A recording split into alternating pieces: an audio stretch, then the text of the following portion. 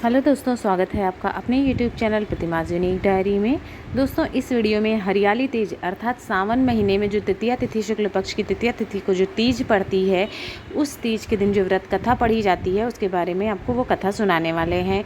ये कथा चाहे आप व्रत हों अथवा व्रत नहीं भी हैं तो भी आपको ये कथा ज़रूर पढ़नी अथवा सुननी चाहिए। इससे आपका व्रत पूरा होता है और अखंड सौभाग्य का आशीर्वाद मिलता है। कथा इस प्रकार है। सावन मास के शुक्ल पक्ष की तृतीया तिथि को महिलाएं शिव पार्वती का विशेष पूजन करती हैं। उसे हरियाली तीज कहा जाता है। देश के बड़े भाग में यही पूजन आषाढ़ तृतीया को मनाया जाता है। उसे हरतालिका तीज कहते हैं। दोनों में पूजन एक जैसा ही होता है, अतः कथा भी दोनों की एक जैसी ही होती है। सावन माह के शुक्ल पक्ष की तृतीया को श्रावणी तीज कहते हैं, परंतु ज़्यादातर लोग इसे हरियाली तीज के नाम से जानते हैं।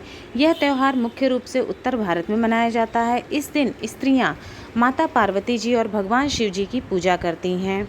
इस दिन महिलाएं निर्जला व्रत रखती हैं। इस व्रत को करवा चौथ से भी कठिन व्रत माना जाता है। इस दिन महिलाएं पूरा दिन बिना भोजन और जल के व्यतीत करती हैं तथा दूसरे दिन सुबह स्नान और पूजा के बाद व्रत पूरा करके भोजन ग्रहण करती हैं। इसी वजह से इस व्रत को करवा चौथ से भी ज़्यादा कठिन व्रत माना जाता है। कथा इस प्रकार है। शिव जी ने पार्वती जी को उनके पूर्व जन्म का स्मरण कराने के लिए तीज की कथा सुनाई थी। शिव जी कहते हैं, हे पार्वती, तुमने हिमालय पर मुझे वर के रूप में पाने के लिए घोर तप किया था। अन्न जल त्यागा, पत्ते खाए, सर्दी गर्मी बरसात में कष्ट सहे। तुम्हारे पिता दुखी थे। नारद जी तुम्हारे घर पधारे और कहा, मैं विष्णु जी के भेजने पर आया हूँ। वह आपकी कन्या से प्रसन्न होकर विवाह करना चाहते हैं। अपनी राय बताएं। पर्वतराज प्रसन्नता से तुम्हारा विवाह विष्णु जी से करने को तैयार हो गए। नारद जी ने विष्णु जी को यह शुभ समाचार सुना दिया, पर जब तुम्हें पता चला तो बड़ा दुख हुआ।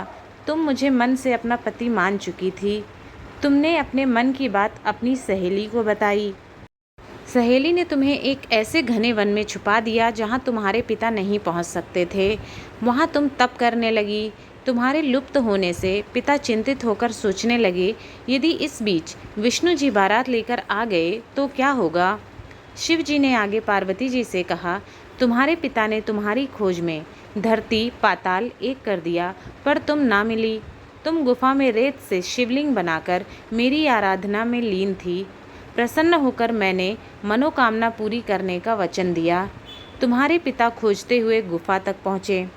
तुमने बताया कि अधिकांश जीवन शिव जी को पति रूप में पाने के लिए तप में बिता दिया है। आज तप सफल रहा। शिव जी ने मेरा वरण कर लिया है। मैं आपके साथ एक ही शर्त पर चलूँगी, यदि आप मेरा विवाह शिव जी से करने को राजी हो जाएं। पर्वतराज मान गए। बाद में विधि विधान के साथ हमारा विवाह किया। हे पार्वती, तुमने जो कठोर व्रत किया था उसी के फलस्वरूप हमारा विवाह हो सका। इस व्रत को निष्ठा से करने वाली स्त्री को मैं मनोवांछित फल देता हूँ। उसे तुम जैसा अचल सुहाग का वरदान प्राप्त हो। मन चाहे व्रत के लिए वर के लिए हरियाली तीज का व्रत किया जाता है। सावन महीने के शुक्ल पक्ष की तृतीया तिथि को कहीं हरियाली तीज के नाम से जाना जाता है, कहीं कजरी। भविष्य पुराण में देवी पार्वती बताती हैं कि तृतीया तिथि का व्रत उन्होंने बनाया है, जिससे स्त्रियों को सुहाग और सौभाग्य की प्राप्ति होती है। सावन महीने में तृतीया तिथि को 100 वर्ष की तपस्या के बाद देवी पार्वती ने भगवान शिव को पति रूप में पाने का वरदान प्राप्त किया था। ये है सावन मास की तृतीया तिथि को जो कथा पढ़ी जाती है, अर्थात हरियाली तीज की दिन पढ़ी जाने वाली व्रत कथा, जिससे अखंड सौभाग्य की प्राप्ति होती है। ये कथा हर किसी को ज़रूर सुननी चाहिए, हर सुहागन स्त्री को, चाहे वो व्रत रख रही हों अथवा नहीं रख रही हों। आप सभी को हरियाली तीज की बहुत बहुत शुभकामनाएँ।